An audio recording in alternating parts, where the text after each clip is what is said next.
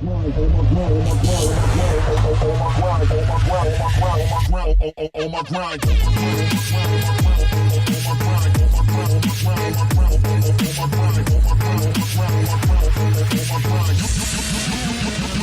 how I do.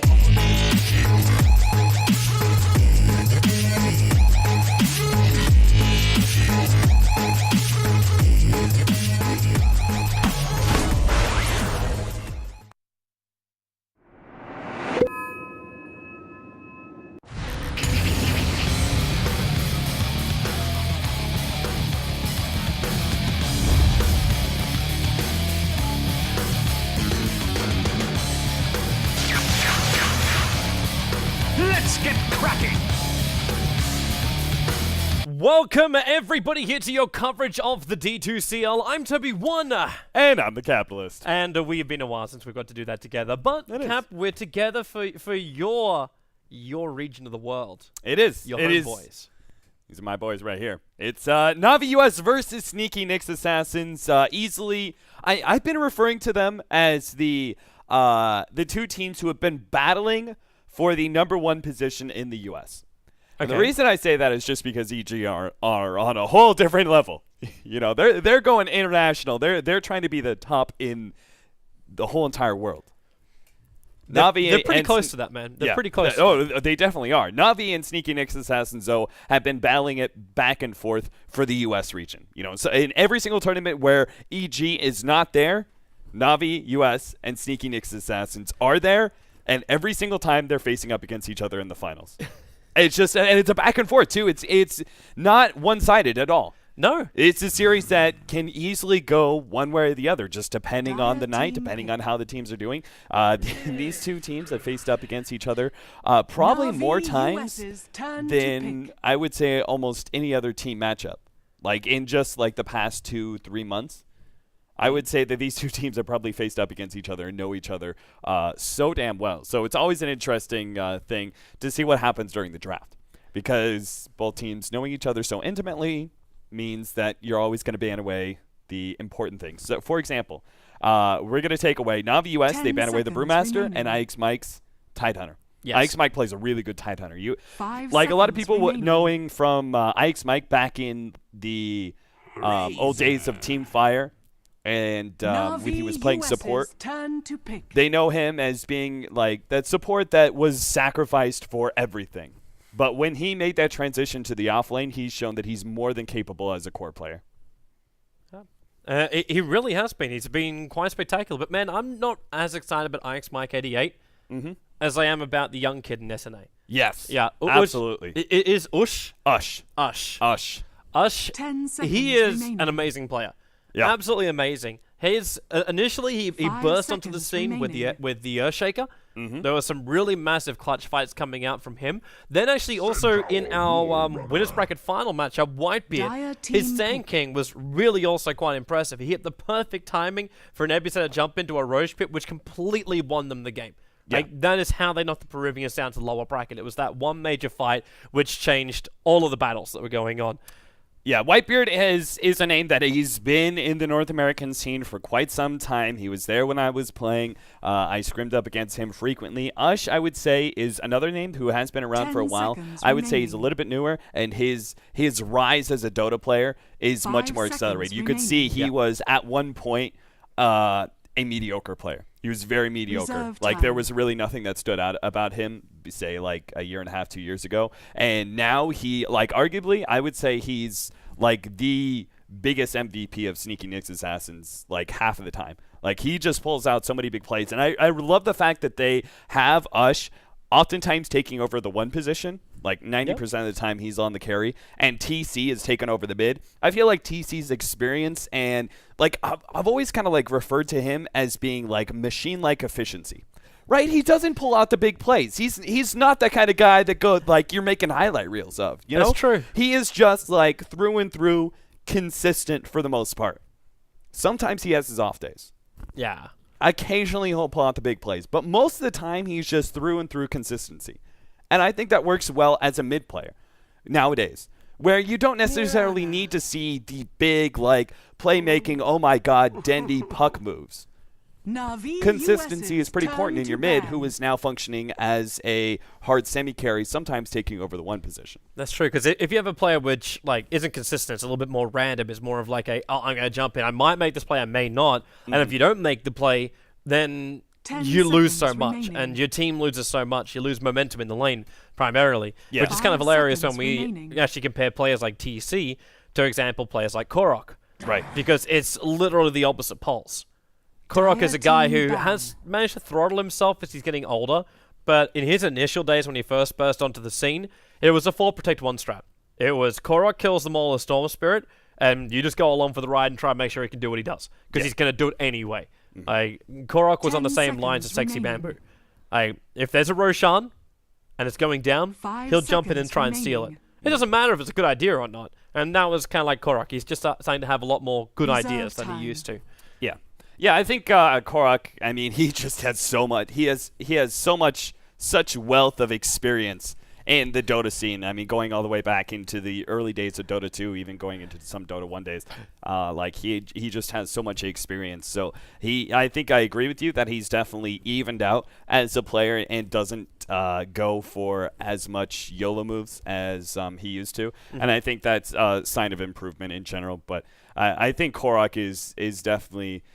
I mean, you give me like year and a half ago, I would say like I felt like Korok was maybe falling off, but I think he's definitely shown that he's back and he's pulling out a lot of great plays for Navi US.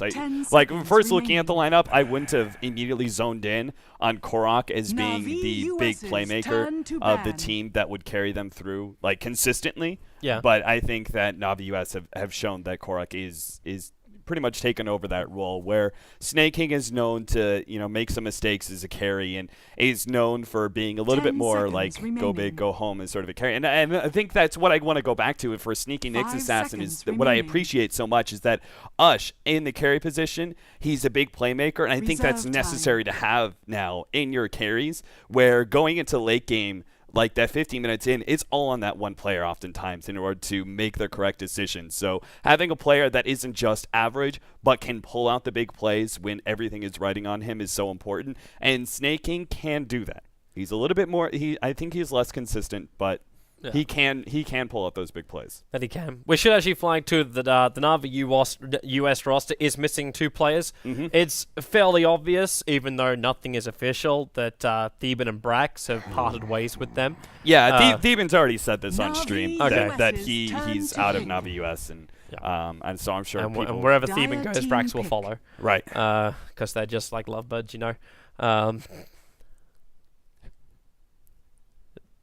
Yes. So, Way Too Sexy has been playing a lot for Navi US, and we've seen them bounce around for their 5th player a little bit. Ragnarok has been playing with them a lot. Excalibur has been subbing in for them lately, and that's solely because D2CL, the rulings that they have, which is Way Too Sexy was already playing for Sneaky Nyx Assassins before, so we can only play you can't play Navi for US. 2 teams. 5 seconds very, very simple. And of course, Navi US, we do know this weekend, or actually even this weekend, this weekday, we'll be having Bulba 5 seconds coming in as a stand-in for them. So it's gonna be good fun. It's gonna be good fun on coming up the next few days. In fact, we're on a plane in literally 10 hours. So good times ahead. Good times ahead. No sleep till Brooklyn. Oh my God, that song works out so well now. Sort of, except New York. Yeah, we're going to New York. That works. No sleep till Brooklyn. I'm just in that kind of state of mind, All right. Let's look at our draft because we've been talking a lot about the rosters, talking about a lot about the players. We should actually give ourselves a bit of bearings. 1 draft and 2 what this game actually is. So this is a grand final for the D2CL League. The D2CL League, I say League double league when I say that way. The Dota 2 Champions League. It is the US Grand Final. So the winner of this will fly to DreamHack Bucharest and play up against the top 3 teams from Europe. A little bit of complications with that, but we can say Team Empire will be there. The winner of this game will be there, and then there's another 2 European teams which have to qualify as well. So there's a lot to ride in this game. We have a 1-game advantage coming the way of SNA because they came directly through the winner's bracket, where Navi US will have to win 3 games in total, where only SNA will have to win 2 games in order to get themselves through the land final. So it's a full best of 5. This is game number 1, and we've only got 3 more picks left to go, Cap. So thoughts on the draft? So my current thoughts on the draft, we were having a discussion before this game about the presence of offlaners, and one of the things the conversation led to is that the North American scene is still picking very aggressive heroes for their offlane, and that stays true here. Two of the most aggressive heroes I can think of, pretty much in the offlane, Clockwork and Centaur. Clockwork, can fall off in late game. Centaur can as well. He's oftentimes a hero that can have a good late game impact, but is very, very dependent on having a large amount of farm and making those kind of big mid-game impacts. So we're going to see both teams picking up a very aggressive offlaner. And we also talked about the support Ogre Magi, which is going to be seen here for Navi US, a support that has been rapidly rising through the pool, despite the fact that I don't really think, if you look at it, I don't think the changes that were made to Ogre Magi were really that significant to his support play in this most recent patch. I think it's oftentimes what it usually happens here is IceFrog will buff a hero, buff a hero, buff a hero, and that hero will become viable, but he'll be ignored by the scene, and then he'll get a next little buff, and all of a sudden teams lock onto him and go, okay, yeah, now this guy's really viable. Let's start picking him up. Well, the massive viable buff was his multicast. Yeah, the fact at level 1 you basically had his old level 2 multicast. Like, that is a huge buff up, because then you could say, well, Ogre Magi, he's shite in lane, but I can get what I would have had at level 11 at level 6 with this guy. It means that burst early point of initiation from the Ogre Magi comes a lot sooner. Obviously, it's still RNG based, but at the same time, that's what this whole meta is all about. It's getting that advantage. May it come from RNG, may it not. PA, Ogre Magi, these guys are loved through and through. Yeah, I think he's just a lot more consistent in his play now. The 40% percentage to get that multicast is a lot easier, 50, 60%. Like, you can actually rely on maybe getting a multicast a bit more than you used to. And he's also been a great buffing hero. Like, in lane, he's a tank through and through. He may not have that big of an impact when it comes to kill power. Ignite plus Fire Blast are both decent damaging abilities, but they are single targets, so when you go in those full-on team fights, maybe they're not as good. But being able to buff up your carry, which is important as we're seeing games draw out later and later, abilities like Magnus's Empower or Ogre Magi's Bloodlust are seeing a lot of play right now, solely because of the fact we're running into late game where these carries are just buffed up exponentially by these abilities from their supporting cast. It's a really smart pickup here from Weaver, with the Weaver as the last one, because the control factor is really, really low for them. You got a lot of projectile stuns. The Death Prophet will have silence, but Clockwork, Hookshot, Earthshaker, I don't know if they're actually going to have enough damage if this Weaver gets buffed up early on. Not to mention the Ogre Magi giving him a lot of space, and the Centaur ulti as well. So even catching Weaver out while Shikuchi's down, if Centaur's already level 6, that's very problematic here for SNA. But SNA do have a lot of kill potential on the rest of the lineup of Navi US. Yeah, and I was looking at this and going, well, how are Sneaky Nyx Assassins? Because they could have run a Wraith King core, or they could have run a Mirana core. Now, the downside of both of these heroes is that neither one of them has strong lockdown versus the Weaver, which is a bit concerning. Obviously the Mirana is a little bit better because you're a ranged hero. Wraith King is more likely to be kited around heavily. At the same time, the Wraith King is a bit more of a team fight brawler that is able to give you a really big advantage with his early levels of he can be just one of those overwhelming heroes. There's I would say 2 different ways to deal with the Weaver. It's either make sure you have the proper amount of lockdown to be able to deal with him in team fights, or just overwhelm them with damage going into the mid-game team fights. Basically make it so that you have so many team fight buffing abilities like Mech, like possibly a Crimson Guard. The new Crimson Guard actually is really effective versus Weaver. Remember, he doesn't do that much physical damage, and it's in these small little chunks, which is easily blocked out by Crimson Guard. So I think if you just get all those buffing abilities and just overwhelm the rest of his allies in team fights and basically just force the Weaver out. Maybe you can't kill him, but he can't really do anything without a supporting cast. Just stay as a 5-man knit ball and roll into these towers. That's one way of dealing with him, or make sure you have the proper disables. Now, Sneaky Nyx Assassins, I feel like they're a little bit more ball-oriented, and I'm curious to see whether or not they can actually prove to take this fast enough in order to prevent the Razor and the Weaver getting too big, because I definitely feel like there's better late game on the side of Navi US, which already flags to me they have an advantage solely because of the fact we have games. Like, you just look at the average of game time nowadays, they're all drawing out at least 5 minutes later. Yeah. But of course, on the upside of that one is if you get 5 minutes later in, you still got a Clockwork, and Mirana can turn into a core if you can give Fluff and Stuff some space. The Earthshaker, just one big dunk, and Navi US could lose a hell of a lot very, very quickly. And the long lockdown duration of Earthshaker in the later portion of the game, if that's capable of controlling Excalibur, if he doesn't get a BKB or Lingus here, or if the charge is already gone, you still got that initial burst damage and then the follow-up double stuns, which could control the Weaver long enough for the kills to come in. And the Death Prophet Ultimate, we know how much heavy lifting that can do in the late game as well. And it's perfect up against heroes like Razor. So I take it hearing about the cold weather that's in New York, has it gotten you in a little bit more of a wintry mood? Right now I'm noticing I'm like, it's a bug. Toby's got snow. It's a bug on my profile. It's actually a bug on my profile. I cannot turn my snow off. But it's just because I have to go in there and manually change it every single time. But every time I log in on this computer, it turns my snow back on again. So yeah, I don't know why, but it seems it's Christmas in Dota. It's a winter wonderland, Toby. That's currently what your players are playing through. Walking in the Dota wonderland. There's a vagina. I just want to note they did We were scrolling down the bot lane. They tricked me, Toby. And I never love a brains at the sun. Regeneration. Okay, I'll stop now. But I should definitely release a Christmas Dota 2 track. You should. Yes. Absolutely. We will do a Christmas Dota 2 wish list for everybody. You get a present. You get a present. Everybody gets a present. Like first spot on top lane. Whitebeard, well, he's going to follow up with a fissure that's going to hold Ragnarok up on this top lane. And this should be the first blood. There's no way to get out of this one. He's going into the tree line. He can attempt the TP out, but the arrow is perfectly on target from Fluff and Stuff. So Sneaking Assassin spill the first blood in the off laner. He'll instantly TP back up again, but the creep wave is kind of going to be throttled anyway. I think that's why Fluff's over on the side here. He's going to pull from the side. Yeah, you obviously don't want to give up the first blood, but at the same time, there is such a thing as tactical feed. It's obviously a bit of a joke, but at the same time, like your off lane is kind of, you have to make sure you get experience, and so playing aggressive like that, it has its downside. Sometimes you'll give up early kills, but at the same time, if you get the proper amount of experience to make a big mid-game impact, it can still be worth it to some extent. Obviously, first blood is not really the kill you want to give up, just because that high amount of net worth that is given away, but it does appear he's going to be able to get a lot of experience out of this lane. These supports need to start rotating soon, though. Like, okay, you got first blood over on the Centaur, that's great. But if you look towards middle lane, TC's having a real rough time here. There's 2-2 up against a 7-3 right now.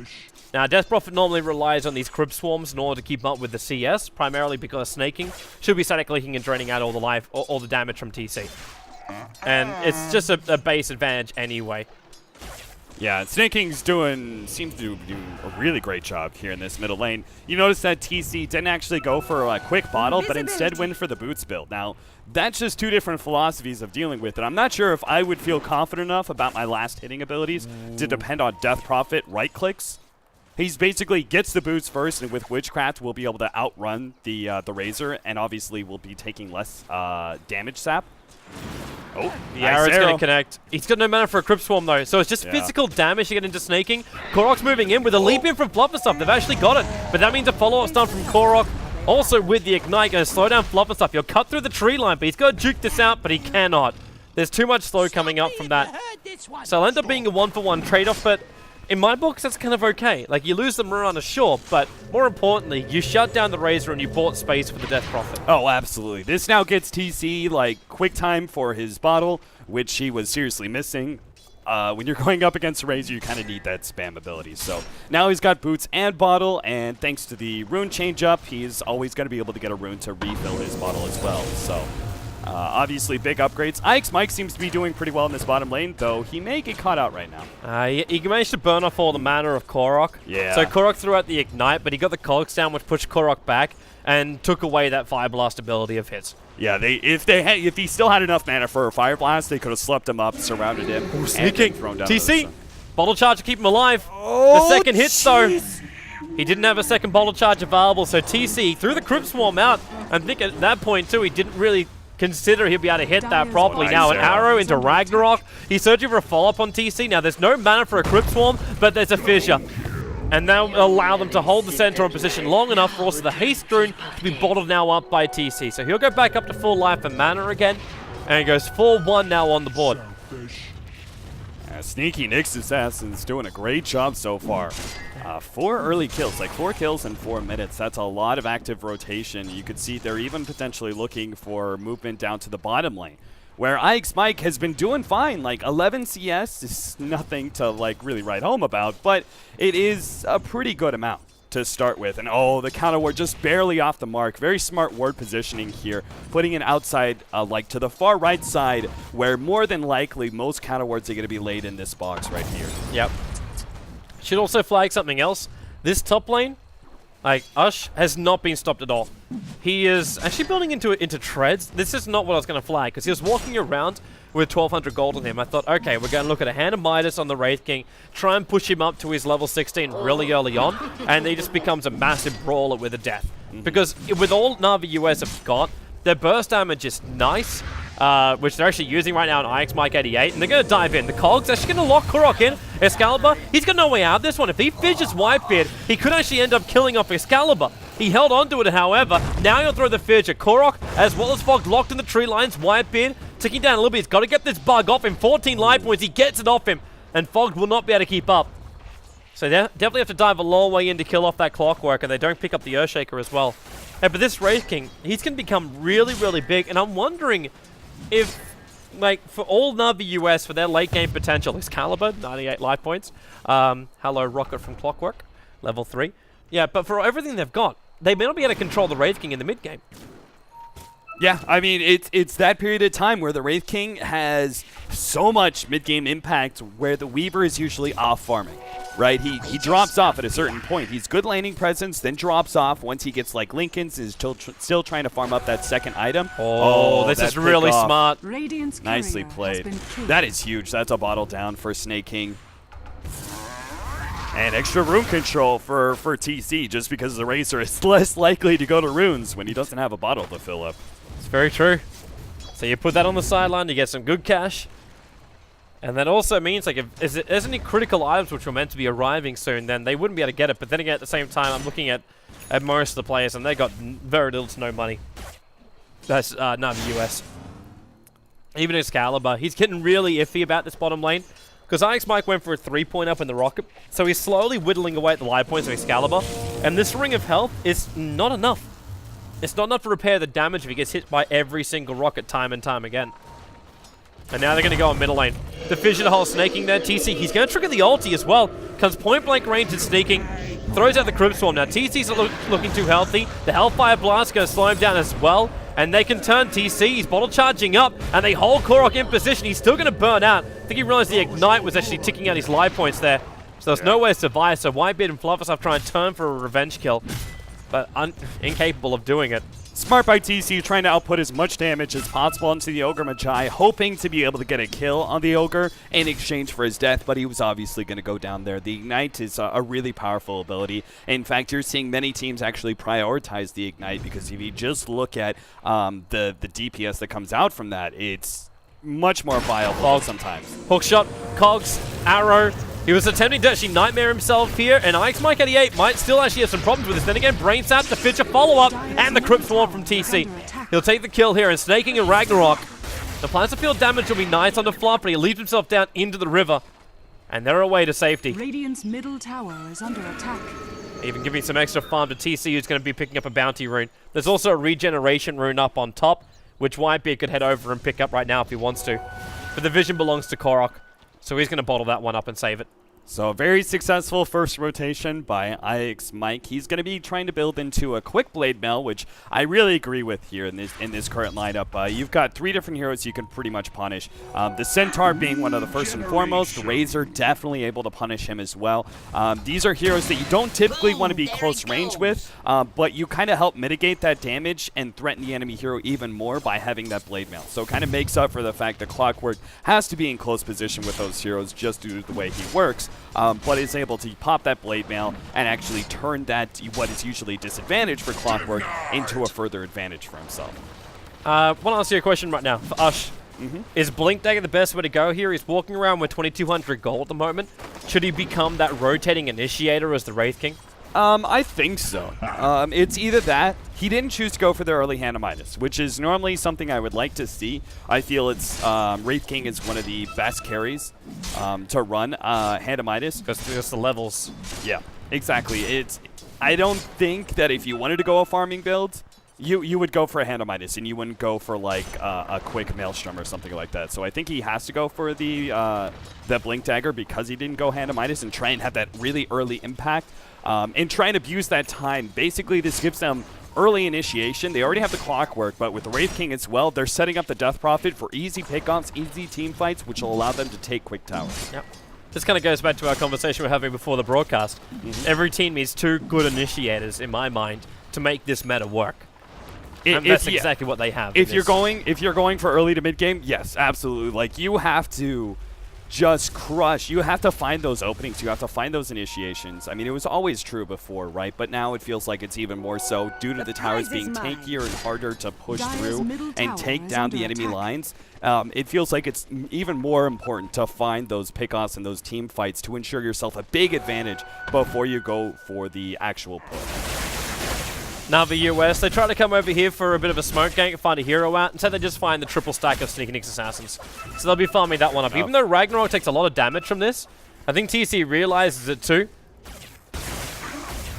He might just be hearing that. While on bottom lane, IX Mike 88 wants to kill an Excalibur. Flufferstuff might just have to guess the arrow. Let it go through the catapult and catch him out. Fog's Nightmare over on TC, but there's that Blink Dagger from Ush. Going to work on a Fogged. He's going to try and beat him down. He's got a Hellfire Blast in 3 seconds and a really great fissure. Locks them in place. Snaky wants to TP out, and there's, well, your extra stun from the Hellfire Blast. A double kill actually comes the way of TC. The Wraith King might be helping out, but they're pumping a lot of money now into this Death Prophet. Really great awareness by Navi US to go into the jungle like that and take away a stack. It's one of the most common things that Death Prophets will do for themselves on Radiant or Dire side. Stack up the hard camp, farm it up for later. But they ended up getting caught, and obviously not worth stealing the triple stack if you give away a triple kill.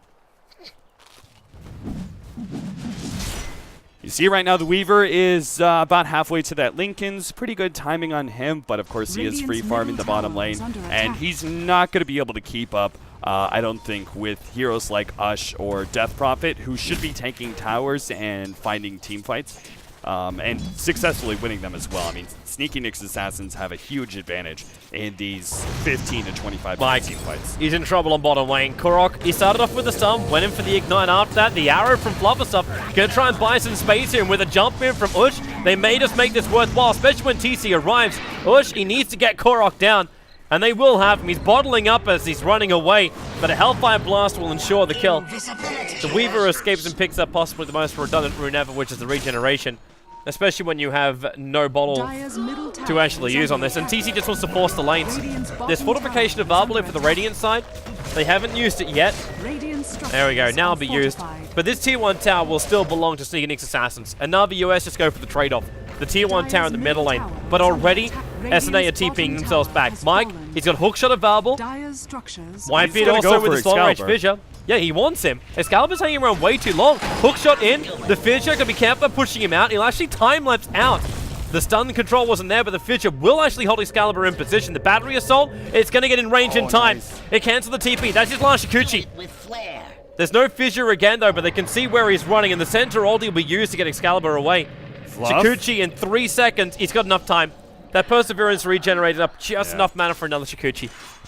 Yeah, Fluff could have tried to throw out a blind arrow, but didn't go for it. Still, either way, they waste a lot of time for the Weaver. Instead of going directly back to base with a TPS, now run his way all the way back, and still won't have a TP to move back out. So it's still a lot of lost time. Something small Excalibur did there, he was waiting a really long time in one position. That's why I was saying he's going to go on him. Ike's Mike is going to jump him because that time-lapse isn't going to take him anywhere. Excalibur then actually realized his mistake and moved around a little bit. That way, when you get caught out by the clockwork, your time-lapse moves you outside of the cogs, which is obviously very important for your escape.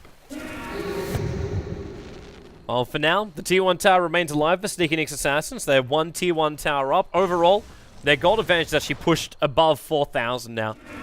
So they're looking pretty damn good on that front. 1,500 for the experience, too. All they gotta do is try and maintain their control, but they still have to make sure they bring down tier 1 towers. If they just hold back, and the Weaver and Razor can get some space for farm, then you're going to start losing control of this map.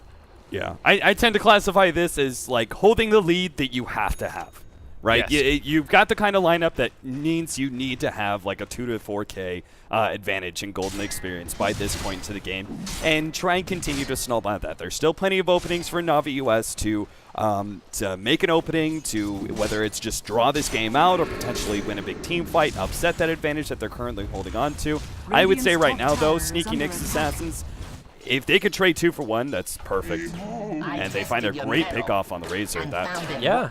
He goes down where I wasn't expecting kills to happen. I was expecting up on top lane for just a semi-pickoff. Now Fogged, he's got Fiend's Grip available. Flufferstuff's going to jump into Invis. They got the Moonlight Shadow being triggered. They're going to blink him. Ragnarok. Oh! He actually baited with the animation of the blast. But there was no follow-up. The blast never came, so Ragnarok wasn't expecting that Wraith King just to move himself back. Now, Flufferstuff, he finds Fog again. Mike, there is no hook shot available. He throws a fishing arrow, won't find anybody. So they just take the tower. They didn't have to commit the exorcism either, which means pushing into the tier 1 tower in the middle lane is now an option for SNA. As long as they don't get caught out in their rotation, especially now that the Centaur has a Blink Dagger. But he's going to be too late to the fight. The ult is going to trigger Excalibur into Invis. Runs away, but TT's ulti still going to do a lot of damage here. Fiend's Grip on, not snaking. You can't say they're close. The Cogs trying to push him back. Fog will get stunned up by Flufferstuff. And TT's ulti still trying to go to work. Follows up as much as he can. Remember, he's still got a Yule Scepter for safety. But the Exorcism's been a little bit wasted here in the mid. They didn't pick up a kill. They forced a lot of rotation from Navi US, but that's not what Nyx Assassins were looking for here. Yeah, and look at that. I mean, first we were talking about a Blink Dagger not so long ago, and all of a sudden there's a full-up Maelstrom up on the Wraith King, which now that is the item. If you're not going to go for Hand of Midas, you need a Maelstrom in order to keep up your farm, because otherwise, I would say oftentimes on a carry Wraith King, I don't think Blade Mail is that effective anymore. It's too much of an early game strat. Yep. You need to have a little bit more late game presence now. Their smoke's going to trigger, and this is going to reveal the fact that Wraith King's here. The Maelstrom's flying in at the same time, so it's going to deliver it, and he'll turn, try and fight. Reincarnation's there at level 2, and a hook shot in from Mike. He'll buy a little bit of space, pushing Excalibur back. They bring down the Centaur, and now Wraith King back to the world of living. Sun's over in Excalibur. He has time lapse available, but the arrow and Fisher combination will bring him down. Mike losing his damage right now and giving it over to Snaking, probably more important. Another Hellfire Blast buys some space here. TC is dominating the back end of the play. So they've got through 4 heroes, and Korok is going to die pretty shortly after, especially when that Blink Dagger follows up. The Death Prophet will take the double kill here, but that's a 5 for a Reincarnation trade-off. Yeah, and they're going to lose their tier 2 tower in the bottom lane too. That's one of those game-defining team fights right there. The 4 Sneaky Nyx Assassins were holding on to a lead that they kind of had to have. Now they've gone above and beyond the Call of Duty, just being like massively far ahead with that kind of team fight, plus being able to possibly take this tier 2. Remember, tier 2s are harder to take, and you're seeing that right here in this push, where they may end up getting stalled out. They're defending, but that Blink Dagger away. Ragnarok was never going to get that initiation. The Fissure holds back Ragnarok as well as Fogged. So after TP goes, this Centaur ulti has been wasted. They got no other way in, so the tower will not die in the bottom lane. But SNA don't really care about that. They can just look towards the tier 1 tower in the middle lane, and they've still got Roshan on the Dire side. We haven't even seen them go near that, but with a 5-second arrow, a good ultimate out from Acrobulus, and you've got Wraith King's like lifesteal anyway. Yeah, so there's no problem. If they took that tier 2 in the bottom lane, that would have been just like the cherry on top, but it's not quite necessary just yet. It's only 17 minutes in. You still have a good 20 minutes before you even have to worry about, okay, guys, we need to start pushing uphill. So 20 minutes to take down the rest of the that middle tier 1 and the rest of the tier 2s. Yeah, I don't think that's going to be an issue whatsoever for Sneaky Nyx Assassins. With the Maelstrom that's already picked up by the Wraith King, he's going to be able to keep up a good level of farm, which is always important for these more active mid-game oriented carries, and he's probably going to be turning that into a Mjolnir, which is one of those like overwhelming team fight abilities. It's kind of like having like I just want to classify it kind of like having a Brewmaster on your team. He's a hero that just ensures that you win team fights easily. in the first 25 minutes because his ultimate is so incredible. Having a Blink Dagger, Maelstrom, or Mjolnir Static Charge Wraith King is one of those things where he just outputs so much damage to everybody in the team fight and is so tanky you can't really target him fast enough to stop him from outputting that damage that he just automatically wins team fights for you, and they're going to be able to take towers off of that quite easily. Navi US just got to stall for time. That's their whole goal right now. It's just split push with the Weaver, try and find pickoffs if you can, but I think you're getting to the point where SNA aren't going to spread themselves too thin. How are you going to split push to the Weaver, however? This clockwork, like, he can hookshot in from long range, then if you have either Earthshaker or Mirana next to him, they should have enough damage to bring down the Weaver because the Weaver is just so poor. Oh, yeah. Like, sure, you got an Golden Orb, but you're still sub 1k life points. So ganking over on this Weaver is quite easy, and setting a trap, 2 or 3 heroes would be enough to catch out that Weaver. And his pushing power is quite shite as well. Yeah. Like, you're split pushing is with Shikuchi more than anything else because your direct damage is only just over 100 a pop up against a creep wave, which is getting stronger and stronger. It's... I 100% agree with you. It's going to be very dangerous for Excalibur to try and split push. He has to be really scared. Remember, there's also another small thing that was added with this last patch. Lincoln's no longer blocks Fisher. Yep. Oh, they found TC. He ran for the rune right now. Multicast 2 times over it. Ush going to buy him some space. The Fiend's Grip from Fog. Not enough. The Actually, maybe it is. After Whitebeard comes up, the Yule Scepter up. Fog's already too low on life. He's looking for the extra damage. The Plaza Field. He'll finally end the mega kill streak. A hook shot down Mike, bumping into his own creep on the way down. It's a 2-for-1 trade-off, but there's still 497 gold, but there's a lot more than that. Their experience changes through the roof for it. Ush, he came after sneaking. He didn't get there in time. That's what I'm talking about, Sneaky Nyx Assassins. You think you found a pick-off, but it's really just not, because they don't spread themselves too thin. They're all tanky enough, or at least their cores are anyway, that they're not going to get bursted down like that, even when you get that lucky multicast. So there's always going to be some sort of response, and a team fight will ensue. So it's not so easy for Navi US to just split push and find pick-offs. Sneaky Nyx Assassins are playing this correctly when it comes to positioning.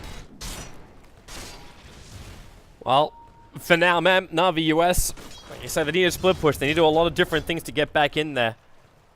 A little bit more of a favorable fight than a 1v2, even if it is a Death Prophet. Yeah. Unfortunately, they don't have a very good turtling hero. Early on, early pushes, Plasma Field is good enough to deal with it. But as we start going into later pushes, it's not going to be enough. They're going to lose out more here. Korok, that's a leap into arrow for flop and stuff, so Korok has no response to this. And with all these kills coming in, Wraith King, he's going to mop up this creep wave on the top, and that's actually his full Mjolnir already. Pre-20 minutes, because the courier's got the recipe. Now, I think what Korok is doing there is that aggressive push that you have to go for. He's also a support hero, so getting a pick off on him isn't as important. I think he's just trying to draw Sneaky Nyx Assassins to focus more on kills than on towers. And that's something you oftentimes see. Like, many people would go look at that and be like, oh, Korok, what the hell are you doing? You're way far out there. You know you're going to get picked off like that. And he's just reading that as a risk that they kind of have to take. Navi US have to spread themselves out. If they're not going to find pickoffs, they just have to go for aggressive pushes and just accept that losses will come out from that. Quick D-ward over on the Radiant side, so it's very obvious that Roshan's being done, but as we said before, Exorcism does most of the damage you're searching for. Wonderful blink there by Ush, so a little short of the mark. Ush is watching the peasants at work, and then he's going to come in and take that reincarnation. Would he? I don't know. I mean, honestly, Death Prophet and Wraith King are both meh heroes with an Aegis. But I would say Wraith King is a little bit better than Death Prophet. That's why I thought like you give it to somebody else. Like it might almost be worthwhile giving it to. Yeah, that's actually where my brain first went to. Because it's not that you bad, got a level 2 reincarnation. TC I would have given it to more than anybody else, but it's just because he's like, you know, he does trigger Exorcism, and then you don't really care that much. Wraith King, Moonlight Shadow farming up and just fighting up against Snake King. He's got Wraithfire blasted 1 second time, and he knows there'll be enough damage. Actually, maybe it won't be. When he's given so much over. They finally go invis. There's your Hellfire, your Wraith Blast coming up. They use the Central to try and get themselves out, while Mike, there seems to call out everybody else, including Excalibur, a point-blank range hookshot in making sure he could not time-lapse out. Snaking, well, the damage may have been removed from Ush that entire time, but they cannot get the upper hand in the fights. Ike's Mike just came in, beautiful, invised up, found a 2-man cogs. I don't think you can ask for much better than that. A 2-man cogs without using your hookshot. Like, that's It's pretty much unstoppable right there. So Ike's Mike winning them even more kills than they should have had. And Navi US, they didn't go for their split push. I'm not sure why they put Razor and Weaver in the same lane, and they'd actually tried to do any sort of fighting whatsoever. That just gave up a tier 2, essentially. Radiant's top tower Like, those tier 2s are hard to break through now with the 25 armor that they hold on to, so I don't think you should be losing these tier 2s just yet, and if you do, it's going to take quite a lot of time, I think, for SNA to eat through them with, like, constant harassment and stuff like that, and that buys a lot of time for the Weaver, but as it is, they grouped up in one lane, the Weaver got picked off, and they gained nothing in exchange for that tier 2 going down. And they're going to lose more for it now.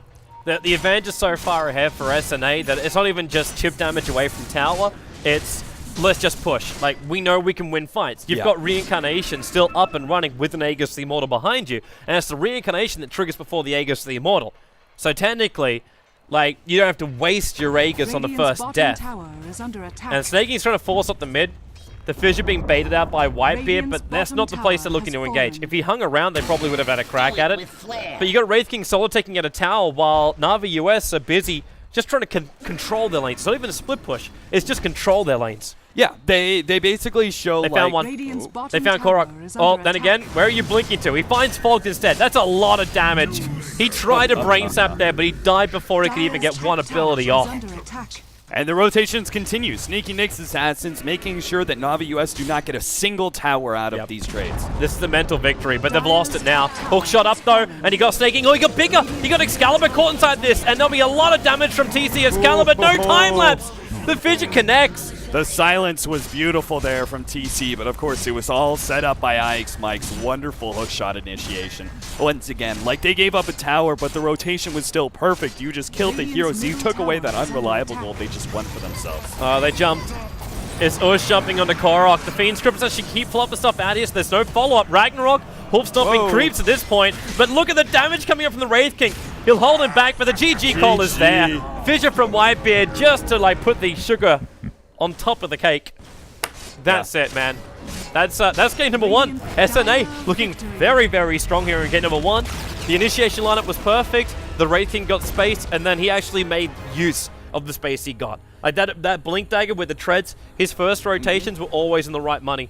And after getting the first one on Ragnarok, we never really felt the presence of that Centaur either, be it from his ultimate, or be it when the Blink Dagger first arrives, like, now there's a chance, but there was no chance. There was no opening. There was no gap. There was nothing. Yeah, there were no pickoffs available whatsoever for Navi US to take advantage of. The few times that they tried to jump fights, every single time they were punished by an actual team fight. They thought they were finding a pickoff. The result was there were like 3 or 4 heroes around from Sneaky Nyx Assassins, and they end up trading like 1 for 3 or some really bad exchange. Sneaky Nyx Assassins, the supporting cast, I have to say their movement was beautiful. They lost 1 tier 1 during that whole entire time. Every single time they would go for a push into a tier 2, they know they have that tier 2, so the rest of their heroes, they would leave like the Wraith King there to solo push it, because they know they can afford to have that Wraith King forward. He has Reincarnation, he has a Blink Dagger. He's fine if there shows up to be 5 heroes defending that tower, and the rest of the cast would rotate around and stop those tier 1 tower pushes, so there are no trade-offs whatsoever. Every single time, Sneaky Nyx Assassins, perfect movement around the map. Well, let's see if they can do it in the second game, because if they win that, they're going to DreamHack Bucharest and playing up against 3 of the top teams that Europe has to offer. So stay tuned. We'll be back for more action here for the D2CL.